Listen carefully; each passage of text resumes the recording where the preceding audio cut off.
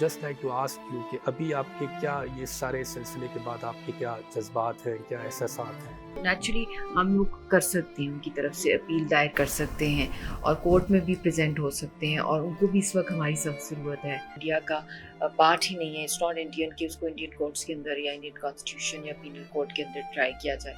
باہر نکلیں, ان سے مت ڈریں آپ, اور ہمارے پاس کوئی چارہ نہیں. انہوں نے ہمیں گھروں میں بھی مارنا ہے, انہوں نے گھروں میں بھی بے گھر کرنا ہے. انہوں نے طولے شب فراق سے گھبرا نہ اے جگر, ایسی بھی کوئی شب ہے کہ جس کی سحر نہ ہو. السلام علیکم.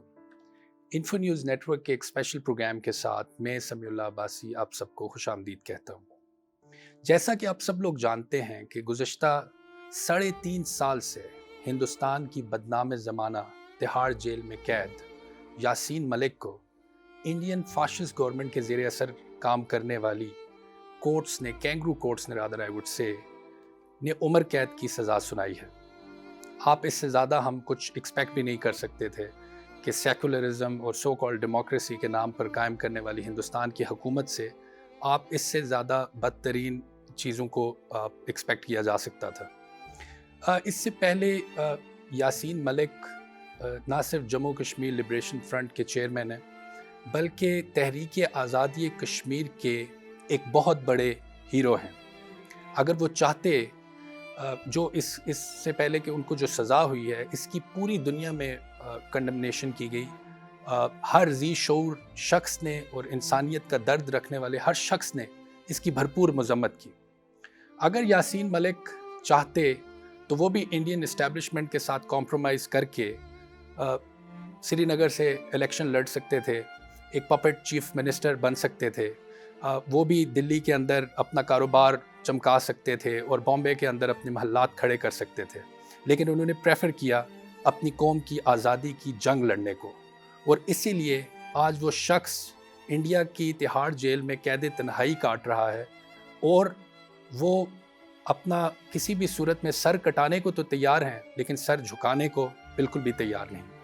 ہم بحیثیت کشمیری ان کی اس جدوجہد کو, ان کی اس قربانی کو نہ صرف سلام پیش کرتے ہیں, بلکہ ہم یہ سمجھتے ہیں کہ آنے والے دور میں تاریخ میں ان کا نام نیلسن منڈیلا اور چے گوارا کے ساتھ لیا جائے گا. ان کی شادی کو 11 سے 12 سال کا عرصہ گزر چکا ہے. آخری بار ان کی شریک حیات نے ان کے ساتھ ملاقات سپٹمبر 2014 میں کی, اور آخری بار ان کی اپنی وائف کے ساتھ اور اپنی بیٹی کے ساتھ بات فیبرری 2019 میں ان کی 10th ویڈنگ اینیورسری کے موقع پر ہوئی. مجھے بہت خوشی ہے کہ آج کے ہمارے اس پروگرام میں ہمارے ساتھ مشال ملک موجود ہیں. میڈم, ایک تو ہم آپ کا شکریہ ادا کرنا چاہتے ہیں. We would also like to appreciate your contribution to this great cause, اور آپ نے جو قربانی آپ کے شریک حیات جناب یاسین ملک نے دی ہے, اور جو آپ کی جو اس حوالے سے جو سیکریفائز ہے, تو I would just like to ask you کہ ابھی آپ کے کیا یہ سارے سلسلے کے بعد آپ کے کیا جذبات ہیں, کیا احساسات ہیں, اور کیا آپ کی امیدیں ہیں ابھی مستقبل کو لے کر؟ جی السلام علیکم, تھینک یو آپ نے انوائٹ کیا اپنے اس ٹاک شو میں. احساسات تو آئی تھنک ود ٹائم بلکہ زیادہ فیل ہوتا ہے آپ کو. جب کوئی صدمہ ہوتا ہے, شروع میں آپ نم ہو جاتے ہیں, تھوڑے شل ہو جاتے ہیں, پھر آہستہ آہستہ آپ کو احساس ہوتا ہے کہ یہ ایک اور بھی لمبی ایک بیٹل اور ایک جرنی میں آپ نے جانا ہے. اور اسپیشلی جب ان کی جان بچانے کے حوالے سے ہے, اور چند ہی دن رہ گئے ہیں اگلی اپیل کے حوالے سے, اور وہاں کوئی رابطہ نہیں ہو رہا ہے کہ ان کا اگلا لائے عمل کیا ہو, کہ ان کو کوئی لائر دیا جائے یا ان کو خود اپیل کرنے کی اجازت دی جائے. اور جس طرح کے سالیٹری کنفائنمنٹ میں ڈیتھ سیل میں رکھا ہوا ہے, تو وہاں سے کسی سے رابطہ نہیں ہو سکتا ان کا. تو as a family, as a wife اور ڈاٹر, ہم لوگوں کا ٹریجڈی بھی بہت ہے, کیونکہ ایک تو ہے کہ دوری ہے, پھر دوری میں رابطہ الاؤڈ نہیں کیا انڈیا نے, چاہے وہ کوئی ویڈیو کانفرنسنگ ہو, کوئی لیٹر ہو, کوئی ای میل ہو, کوئی ٹیلی گرام ہو, فون کال ہو, کچھ بھی نہیں, مطلب انہوں نے چھوڑا راستہ. تو نیچرلی پریشانی بہت زیادہ دن بہ دن بڑھتی جا رہی ہے. اور اس وقت یہی ہے کہ ہم بہت سے پلانز مائنڈ میں آ رہے ہیں کہ کس طریقے سے اس کو لوگوں سے اوپینینس لیے جا رہے ہیں کس طرح اس کو انٹرنیشنلائز کیا جائے. بالکل یہی ہم نے جو آپ کے پریویس انٹرویوز میں بھی دیکھا کہ انٹرنیشنل کورٹ آف جسٹس میں بھی جانے کی بات کی گئی, اور جیسا کہ ہم نے اس کیس کو جتنا فالو کیا ہے کہ یاسین ملک تو کسی بھی صورت میں ان کا جو اعتماد ہے اسپیشلی اس گورنمنٹ کے اوپر تو نہیں ہے. تو اپیل کے حوالے سے ہم جیسا آپ نے ذکر کیا کہ ٹائم بہت تھوڑا رہ گیا, تو اس حوالے سے کیا ابھی صورتحال ہے, کہ آیا اپیل کی طرف جایا جائے گا یا یہ ابھی یہی تو بات ہے کہ ان سے رابطہ نہیں ہو رہا ہے کہ ان کو کنونس مطلب کہ ان کو بتایا جائے کہ وہ یا تو کوئی جا کے اپیل خود کریں, مگر وہ کیسے کریں کیونکہ ان کو بولنے تو بہت سی کنفیوژنز اس وقت ہیں کہ ان کے ساتھ دیکھیں. پہلی تو بات یہ ہے کہ ایز اے وائف اور ڈاٹر اگر ہم وہاں جائیں تو نیچرلی ہم لوگ کر سکتے ہیں ان کی طرف سے اپیل دائر کر سکتے ہیں اور کورٹ میں بھی پریزنٹ ہو سکتے ہیں, اور ان کو بھی اس وقت ہماری سخت ضرورت ہے. اتنی غم اتنی تنہائی میں وہ اس وقت ہیں, ان کی 100 کی باتیں ہیں, پرابلمس ہیں. تو اس حوالے سے بھی 3 سال پہلے بھی میں نے ایک پریس ٹاک کی تھی جس کے اندر یہ میں نے بات کی تھی لاہور کے اندر, جب انفارمیشن آئی تھی کہ NIA والوں نے ان کو فزیکلی مارا پیٹا ہے اور وہ ایک ان پروٹیسٹ ایک بھوک ہڑتال پہ چلے گئے ہیں. تو اس وقت میں نے جب کی پریس ٹاک کہ میں ویزے کے لیے اپلائی کرنا چاہتی ہوں because I am a Pakistani citizen, not an Indian national, کہ میں وہاں پہ چلی جاؤں وداؤٹ اے ویزا. تو اس وقت پہلے کیونکہ پاسٹ میں بھی مجھے بہت ایشوز رہتے رہے ہیں ویزاز کے, تو پھر جب میں نے یہ کہا تو پبلکلی میں نے کہا میں میڈیا بھی لے کے جاؤں گی انڈین ہائی کمیشن. تو اس کے بعد یہ ہوا کہ اگلے ہی دن ان کے بڑے لیڈنگ اخباروں میں آ گیا کہ میرا بھی نام اسی کیس میں انہوں نے ڈالا ہوا ہے, اور بہت ہی جھوٹے نیچرلی انہوں نے ایلیگیشنز لگائی ہوئی میرے خلاف. تو پھر میری مدر ان لاء نے مجھے ریکویسٹ کی کہ ابھی آپ مت آئیں, کیونکہ آپ بھی اگر آئیں گی تو آپ بھی تہاڑ میں چلی جائیں گی, آپ کے ہسبینڈ بھی ادھر ہی ہیں, اور اب یہ ہے کہ پھر بچی کا کون رکھے گا. تو وہ ایک اسی چیز میں اتنے سال گزر گئے اور کچھ فزیکلی وہاں پہ جا کے پریزنٹ نہیں کر سکی میں ان کا میٹر, کیونکہ آپ کی جو فیملی ہوتی ہے اس کو رائٹ ہوتا ہے لیگلی کہ وہ کر سکتی ہے. تو اس کے لیے میں نے ان کو گورنمنٹ سے بھی کہا ہے کہ یا تو انٹرنیشنل کورٹ آف جسٹس میں میرا اور بچی کا معاملہ لے کے جایا جائے کہ ہمیں ایز پاکستانی نیشنل ہمیں وہاں پہ سیف جو پیسج دیا جائے کہ ہم ان کو ملیں سیفلی, ان کی بات سنیں, ان کو ہم جو کوئی ہیلپ آؤٹ کر سکتے ہیں. اور دوسرا بھی ICJ میں لے کے جایا جائے. جورسڈکشن نہیں بنتی انڈیا کی, کیونکہ ٹیریٹری کے لیڈر کو جس کی ابھی UN کے انڈر یہ فال کرتا ہے, انڈیا کا پارٹ ہی نہیں ہے, اٹس ناٹ انڈین کہ اس کو انڈین کورٹس کے اندر یا انڈین کانسٹیٹیوشن یا پینل کوڈ کے اندر ٹرائی کیا جائے. یہ بھی بہت ہی لیگلی اسپیکنگ ایک بہت ویلڈ ایک کام ہے. اس پہ اوپینینس لیے جا رہے ہیں, ابھی اس پہ کام کیا جا رہا ہے, مگر میری تو اپنی طرف سے یہ ڈیمانڈ ہے. اگر ہم رسپانس کی بات کریں تو جو گورنمنٹ پاکستان کا اور جو پاکستان کی تمام لیڈنگ پولیٹیکل پارٹیز ہیں ان سے انہوں نے آپ سے رابطہ کیا, جس طرح اگر ہم عمران خان صاحب کی بات کریں وہ آپ نے اپیل بھی کی, وہ ہم سب نے دیکھی. اس کے علاوہ میاں محمد نواز شریف ہیں, مولانا فضل الرحمان ہیں, بلاول بھٹو ہیں, سراج الحق ہیں. اور اس کے ساتھ ساتھ کائنڈلی بتائیے گا کہ جو گورنمنٹ آف آزاد کشمیر ہے which was supposed to be the base camp for the freedom struggle of Kashmir, تو ان کا کیا اس میں رسپانس ہے اور ان کی کیا کوآرڈینیشن ہے ابھی آپ کے ساتھ؟ دیکھیں ان پرنسپل تو ساری political parties all segments of Pakistan and Azad Kashmir they support the freedom struggle, چاہے مورلی ڈپلومیٹکلی ہو. میری کچھ ریکوائرمنٹس ہیں جس کی وجہ سے میں چاہتی ہوں میرا میٹر انٹرنیشنل کورٹس میں لے کے جایا جائے. ہمارا ایز اے فیملی اگریو پارٹی ہیں ہم لوگ, اور اس کے اوپر آواز اٹھائی جائے, چاہے وہ انٹرنیشنل کورٹ آف جسٹس ہو, انٹرنیشنل کرمنل کورٹ ہو, چاہے وہ UN سیکیورٹی کاؤنسل کے اندر ہو یہ میٹر.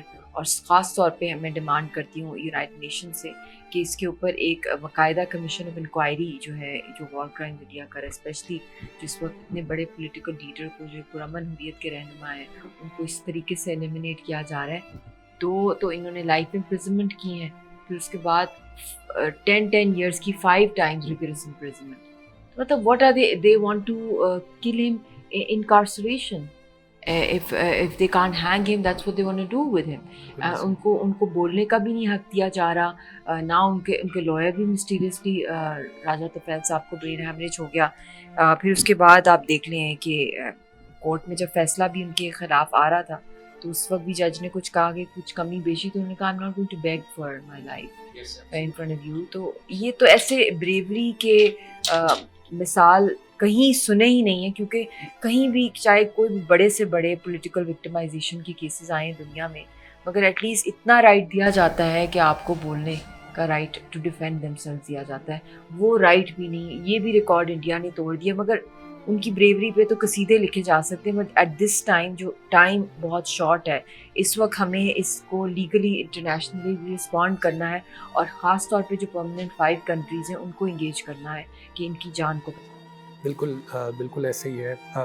مشال، اگر آخر میں ایک تو لائف تھریٹس کے حوالے سے جو آپ نے بات کی، وہ تو اس کے حوالے سے ہر یاسین ملک کے چاہنے والے کے کنسرنز ہیں، اور اس میں ہم انٹرنیشنل ہیومینیٹیرین آرگنائزیشنز جو ہیں، especially international committee of red cross سے بھی میں نے دیکھا کہ آپ نے اپیل کی، اور ان سے اس حوالے سے بات کی جائے جو پرزنرز رائٹ ہیں جو جنیوا کنونشن کے تحت ان کو حاصل ہیں. اس حوالے سے بھی ہم یہ توقع کرتے ہیں کہ انٹرنیشنل ہیومینیٹیرین آرگنائزیشن اس ہیومینیٹیرین ایشو کو اس حوالے سے دیکھیں گے.